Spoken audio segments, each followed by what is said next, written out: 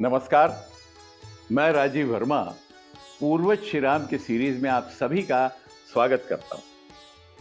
पिछले एपिसोड में हमने 15वें राजा के रूप में निकुंभ से आरंभ कर संबताश्व, कृशाश्व, प्रसेनजीत, यवनाश्व द्वितीय, मांधाता, पुरकुत्स और त्रसदस्यु की चर्चा की और देखा कि कृशाश्व के बाद उनके पुत्र को नहीं बल्कि उनकी बहन हेमवती के पुत्र प्रसेनजीत को राजा के रूप में चुना गया। ये पूरा घटनाक्रम एक आदर्श प्रस्तुत करता है जो आज भी अनुकरणीय है। सत्य यह है कि श्री राम के पूर्वजों का जीवन वर्तमान संदर्भों में प्रासंगिक है और यही कारण है कि हम श्री राम के पूर्वजों के जीवन को निकटता से जानने का प्रयास कर रहे हैं। इस प्रक्रिया को आगे बढ़ाने के लिए आइए एक बार फिर आरंभ करते हैं पूर्वज श्री राम के।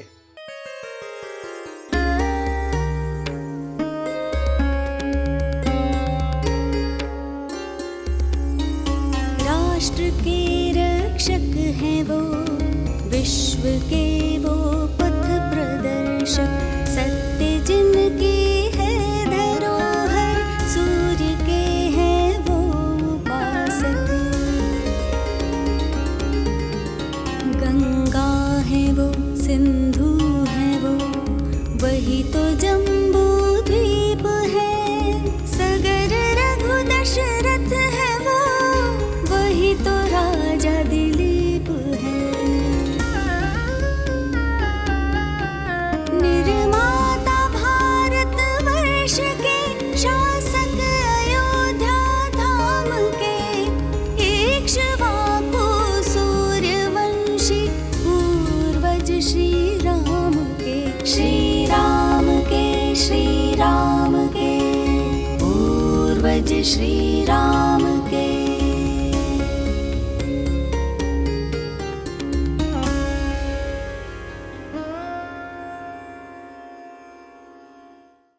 आज हम श्री राम के पूर्वज मनु से 23वें राजा संभूत से चर्चा को आगे बढ़ाएंगे और देखेंगे कि पुराणों में संभूत और उनके बाद के राजाओं के विषय में किस प्रकार का वर्णन है। वायु, पूर्व, ब्रह्म और मत्स्य संदर्भों ने इन राजाओं के नाम के साथ और क्या तथ्य प्रस्तुत किए हैं, ये जानने का हमारा प्रयास रहेगा।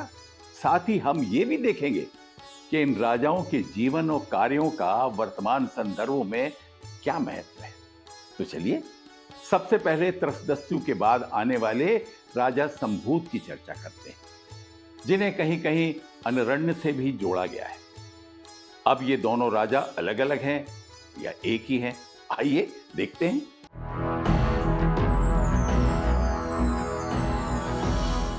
राजा संभूत का शासनकाल 6097 ईसा पूर्व का बताया जाता है। अधिकांश पौराणिक संदर्भों में इन्हें राजर्षि त्रसदस्यु के उत्तराधिकारी की भांति प्रस्तुत किया जाता है, लेकिन ऐसे भी उदाहरण हैं जहां श्री राम के पूर्वजों में संभूत का नाम नहीं मिलता, जैसे वायु संदर्भ के विष्णु पुराण, भागवत पुराण और देवी भागवत में इनका नाम नहीं है। यहां त्रसदस्यु के बाद सीधा अनरण्य का नाम आता है और यही कहा गया है कि त्रसदस्यु के पुत्र अनरण्य या अरण्य हुए। लेकिन कूर्म संदर्भ अर्थात कूर्म और लिंग पुराण त्रसदस्यु के पुत्र के रूप में संभूति का नाम देते हैं, जो संभूत का ही पाठ भेद लगता है। इसके साथ ब्रह्म पुराण में भी संभूत का नाम दिया गया है। यदि ऐसे संदर्भों की बात करें जो संभूत का नाम तो देते हैं, लेकिन नर्मदा से उनका एक अस्पष्ट संबंध उपस्थित करते हैं। इसका उदाहरण हमें हरिवंश पुराण से मिलता है। यहाँ कहा गया है कि त्रसदस्यु को नर्मदा नाम वाली पत्नी से संभूत नामक पुत्र प्राप्त हुआ, यानी यहाँ नर्मदा त्रसदस्यु की पत्नी और संभूत की माता है। मत्स्य संदर्भ के 2 ग्रंथों में भी ऐसा ही अस्पष्ट वर्णन है। उदाहरण के लिए पद्म पुराण कहता है कि पुरुकुत्स का पुत्र संभूत था, जिसका विवाह नर्मदा के साथ हुआ। दूसरा ग्रंथ मत्स्य पुराण कहता है कि पुरुकुत्स का पुत्र नर्मदा पति वसुद हुआ। अर्थात यहाँ पुरुकुत्स के पुत्र का नाम वसुद दिया गया है और कहा गया है कि वह नर्मदा के पति हैं। हरिवंश पुराण, मत्स्य पुराण और पद्म पुराण में नर्मदा और संभूत को लेकर जो अस्पष्ट वर्णन है उसको स्पष्ट करने वाला पुराण है अग्नि पुराण। अग्नि पुराण कहता है कि पुरुकुत्स की पत्नी नर्मदा थी और उनसे त्रसदस्यु का जन्म हुआ और उन्हीं का दूसरा नाम संभूत है। अग्नि पुराण का वर्णन पुरुकुत्स से संबंधित उस प्रसंग का ही विस्तार है जिसमें कहा गया था कि जब गंधर्वों ने नर्मदा के तट पर बसे नागकुल को पराजित किया तो महाराज पुरुकुत्स नागकन्या नर्मदा की सहायता से रसातल पहुंचे और उन्होंने गंधर्वों से युद्ध कर नागवंशियों की रक्षा की। यही कारण था कि नागकुल ने अपनी कन्या नर्मदा को पुरुकुत्स को सौंप दिया। यानी अग्नि पुराण का वर्णन नर्मदा के संबंध में तो स्पष्ट है, लेकिन वो संभूत को अलग राजा नहीं मानते। हम कह सकते हैं कि पुराणों ने संभूत के विषय में दो मत दिए हैं। एक उन्हें राजा मानता है और दूसरा संभूत को त्रसदस्यु या अनरण्य का दूसरा नाम बताता है। अधिकांश पुराण त्रसदस्यु के बाद अनरण्य का ही नाम देते हैं, तो हमारे अगले राजा अनरण्य है। लेकिन कुछ पुराण अनरण्य के स्थान पर संभूति नाम भी देते हैं। इनमें मत्स्य संदर्भ से जुड़े पद्म पुराण में अनरण्य के स्थान पर संभूति कहा गया है।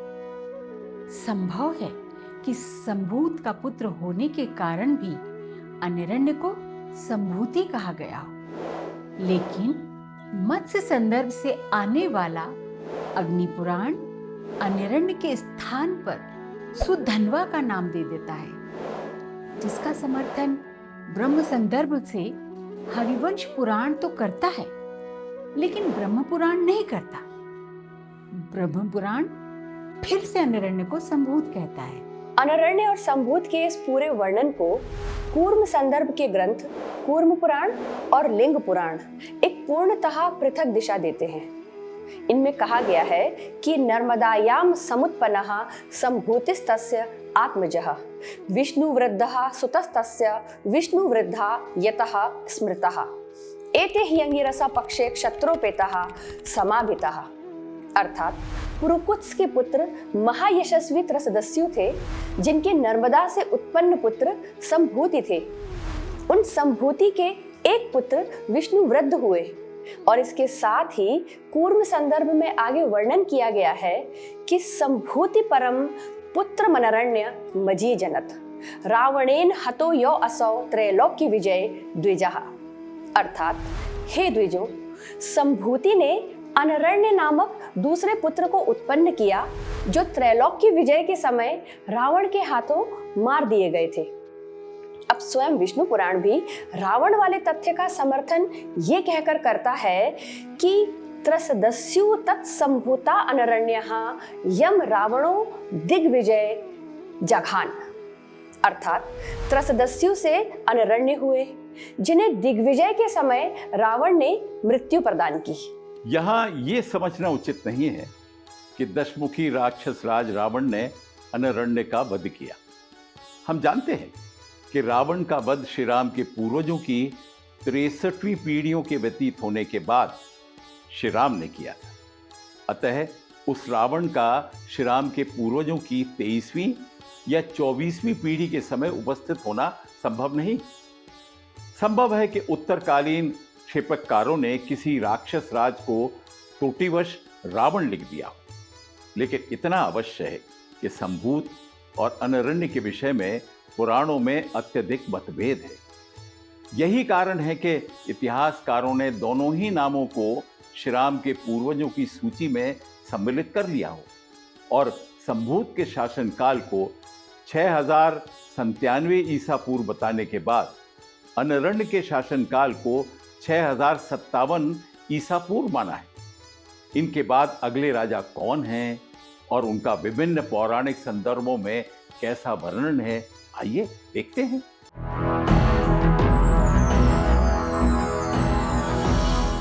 यदि वायु संदर्भ की बात की जाए तो यहाँ अनरण्य या संभूत के बाद वायु पुराण में कहा गया है कि अनरण्य का पुत्र त्रसदश्व हुआ और उसका पुत्र हर्यश्व हुआ।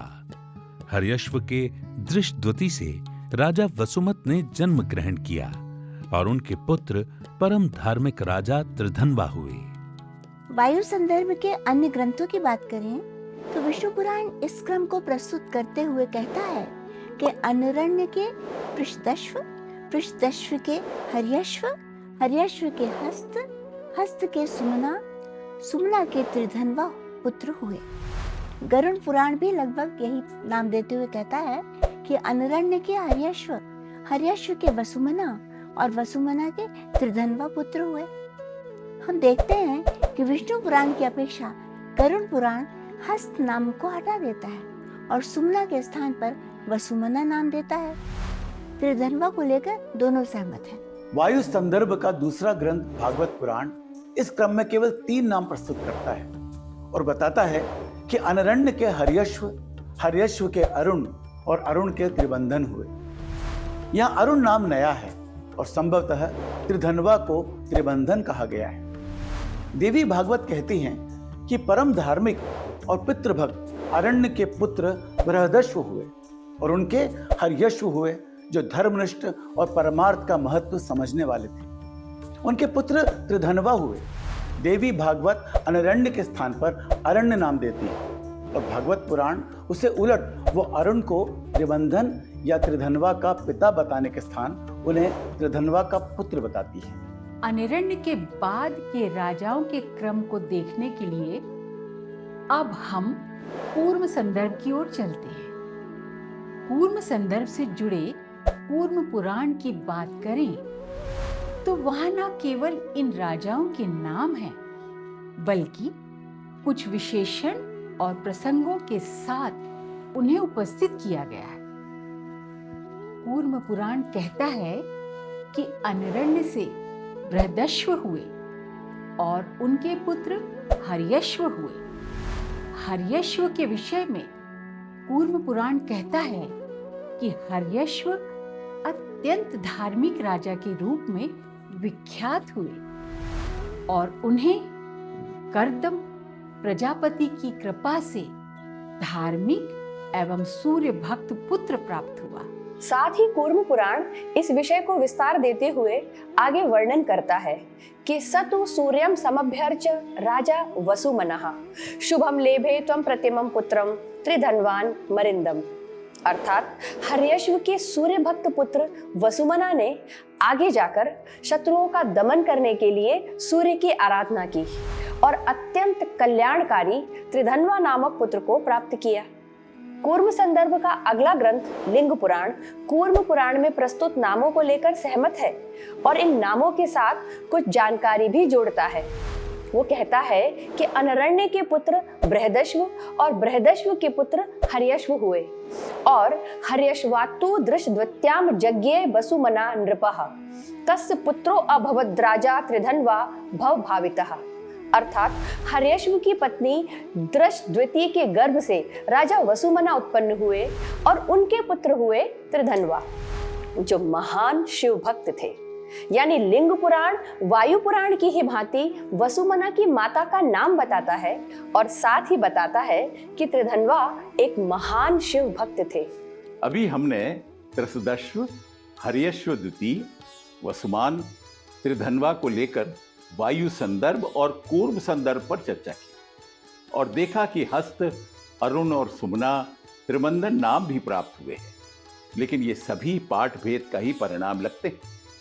यहाँ दूसरी बात जो देखने में आई है वो ये है कि इन राजाओं के साथ धार्मिक, पितृभक्त, परमार्थ को भी जानने वाले शिव भक्त और सूर्य भक्त जैसे विशेषण भी आए जो बताते हैं कि श्री राम के ये पूर्वज धार्मिक और कर्तव्यनिष्ठ थे। वायु और कूर्म संदर्भ के बाद आइए अब ब्रह्म संदर्भ और मत्स्य संदर्भ की ओर चलते हैं और देखते हैं कि वहां इन राजाओं को किस प्रकार से प्रस्तुत किया गया है।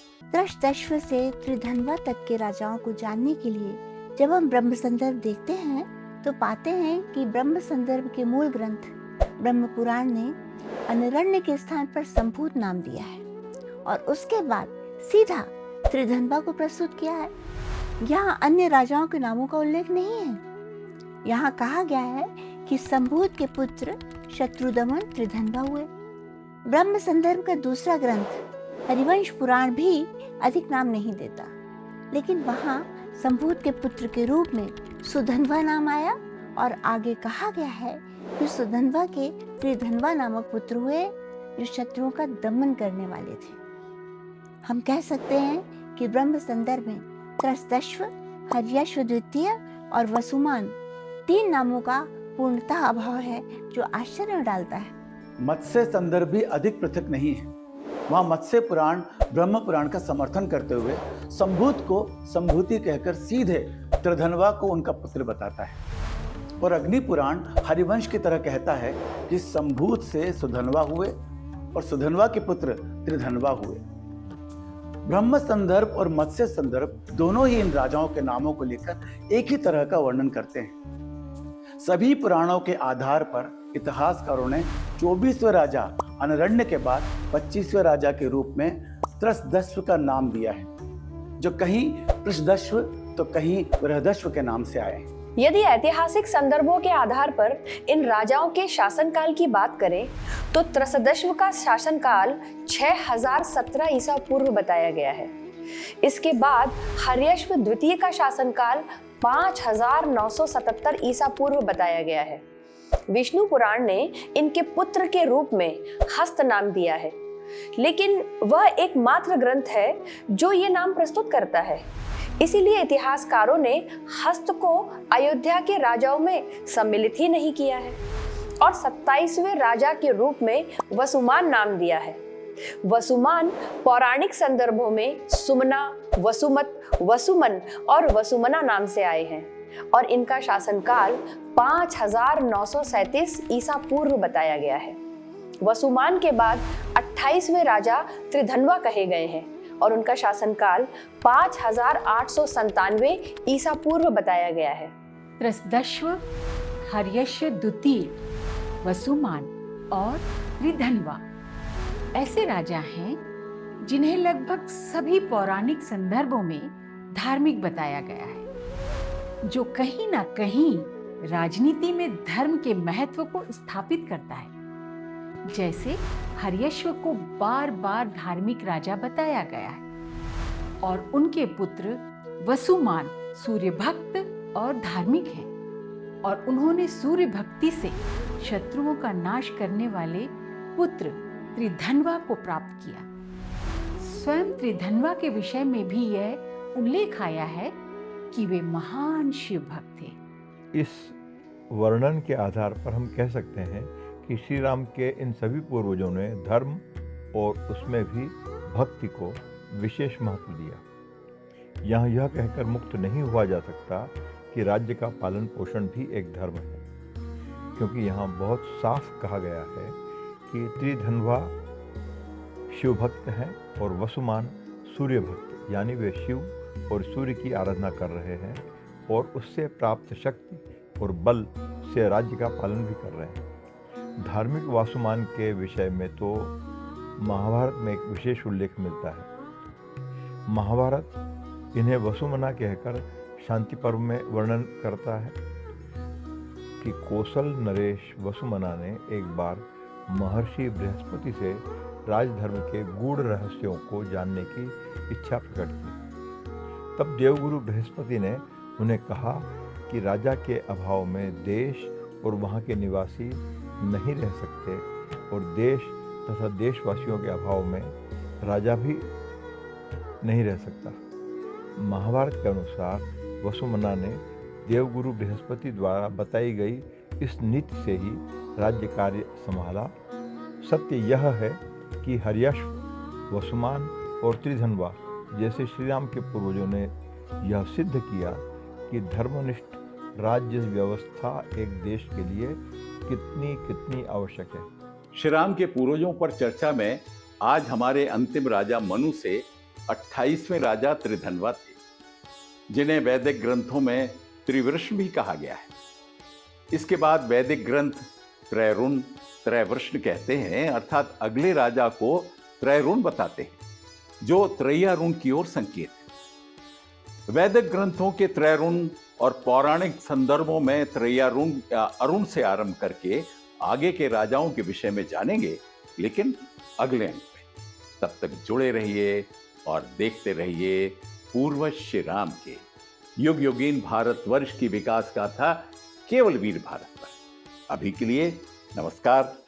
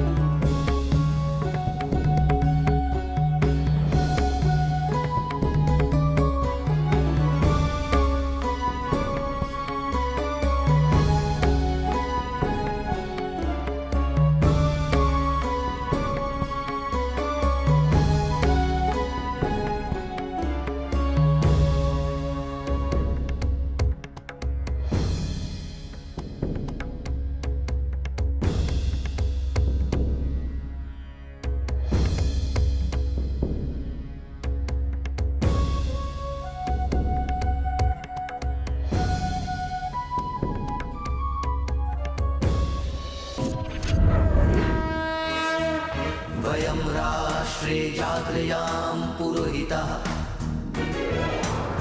हम राष्ट्र आराधक भारतवर्ष को जागृत और जीवंत बनाएं। युग युगीन भारत के कालजयी महानायकों की तेजस्विता की गौरव गाथा